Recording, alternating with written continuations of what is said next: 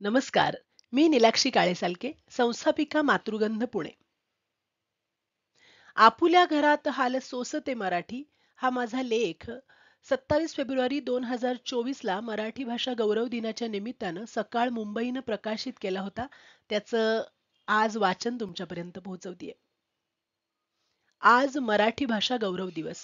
म्हणजे सर्रास मराठी माणसाच्या स्टेटसला दिसतील त्या सुरेश भटांच्या या ओळी. लाभले आम्हास भाग्य बोलतो मराठी, जाहलो खरेच धन्य ऐकतो मराठी. धर्म पंथ जात एक जाणतो मराठी, एवढ्या जगात माय मानतो मराठी. पण खरंच आपण मराठी बोलतोय का? धन्य होण्यासाठी ती ऐकतोय का आणि तिला माय मानतोय का? हे प्रश्न स्वतःला विचारा. जी उत्तरे मिळतील ती खरंच मनाला पटतायत का ते पडताळा, आणि मन खऱ्याची ग्वाही देत असेल तर बिनधास्त या ओळी स्टेटसला ठेवा. कारण माझ्या मते याच कवितेतील अजून काही ओळी आहेत, त्यातले शब्द आजच्या घडीला जास्त साजेसे वाटतात. आणि ते म्हणजे, पाहुणे जरी असंख्य पोसते मराठी, आपुल्या घरात हाल सोसते मराठी. ही आजची वस्तुस्थिती आहे. यावर प्रकर्षाने फक्त विचार न करता कृती प्रत्येक मराठी माणसाकडून अपेक्षित आहे. काना, मात्रा, वेलांटी, उकार, अनुस्वार असे दागिने आणि अ ते ज्ञ या अक्षरांपासून बनत असलेली शब्द संपत्ती हा जिचा ऐवज आहे, ती आपली मराठी. जिचा बाळगावा तेवढा अभिमान कमीच आहे. पण जसा अभिमान बाळगला जातोय तसेच ती जपलीही पाहिजे. म्हणजे पुढे पिढ्यानपिढ्या तिचा नावलौकिक आहे असा राहील. आणि यासाठी काम करणे हे आपले प्रत्येक मराठी मातृभाषिकाचे कर्तव्य आहे. जेथे पिकते तिथे विकत नाही असं म्हणतात. तसंच महाराष्ट्रात राहून मराठी भाषेचे महत्त्व तितके जाणवत नाही. आईसमोर असताना आईचे महत्त्व जाणवते का? आपण जेव्हा परप्रांतात काही काळासाठी जातो व सतत जेव्हा ती परप्रांतीय अनोळखी भाषा कानावर पडू लागते, तेव्हा आपण आपली मातृभाषा ऐकण्यासाठी कासावीस होतो. चुकून आपली भाषा बोलणारी अनोळखी मंडळी दिसली तर ती माणसे अनोळखी असूनही खूप आपली वाटतात. हे भाषेचे अदृश्य धागे. आपली मराठी भाषा समृद्ध व्हावी, तिचा प्रचार व प्रसार व्हावा, यासाठी आपणा सर्वांचीच भूमिका फार महत्वाची आहे.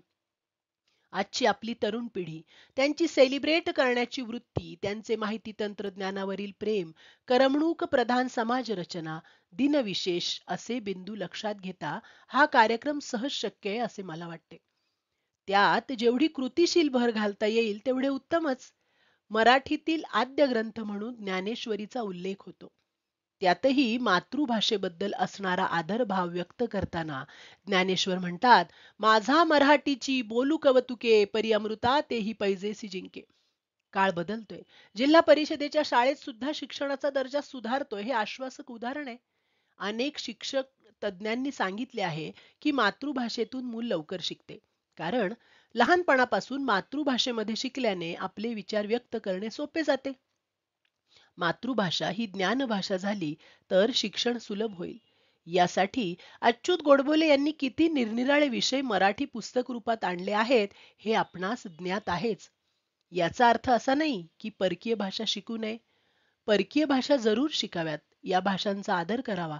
पण आपण आपल्या भाषेच्या समोर उभ्या ठाकलेल्या आव्हानांना अन्य भाषांचा जराही द्वेष मनात येऊ न देता प्रति आव्हाने निर्माण नाही का करू शकणार? आजचे युग हे माहिती तंत्रज्ञानाचे युग मानले जाते, संपर्क क्रांतीचे युग मानले जाते. अशा वेळी आपण आपल्या दैनंदिन जीवनात अशा छोट्या छोट्या कृतींनी काहीच नाही का करू शकणार?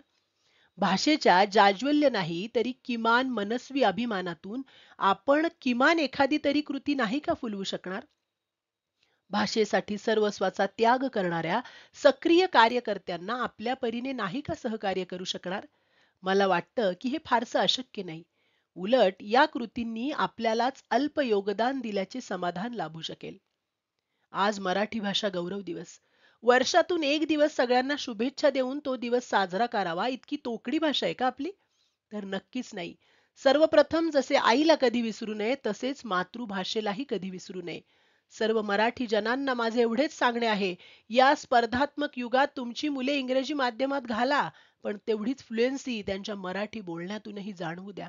त्यांना मराठी भाषेचे महत्त्वही तेवढेच कळू द्या. मराठी भाषा ही त्यांना पटापटा लिहायला आणि घडाघडा बोलायला आलीच पाहिजे. नाहीतर जेव्हा आईला ते वृद्धाश्रमात ठेवतील तेव्हा कोणालाही वाईट वाटता कामा नये. कारण लहानपणापासून आपण त्यांच्यासाठी मराठी भाषा ही सध्या वृद्धाश्रमात ठेवल्यासारखी आहे. या सगळ्या मेसेजमधून फक्त काही काळासाठी प्रेरित होऊ नका. तर माझी कळकळीची विनंती आहे की तो अंमलात आणण्याचा विचार करा. सुंदरतेने नटली आहे आपली मराठी मातृभाषा. भावी पिढीच्या मनी रुजावी हीच माझी अभिलाषा. भावी पिढीच्या मनी रुजावी हीच माझी अभिलाषा.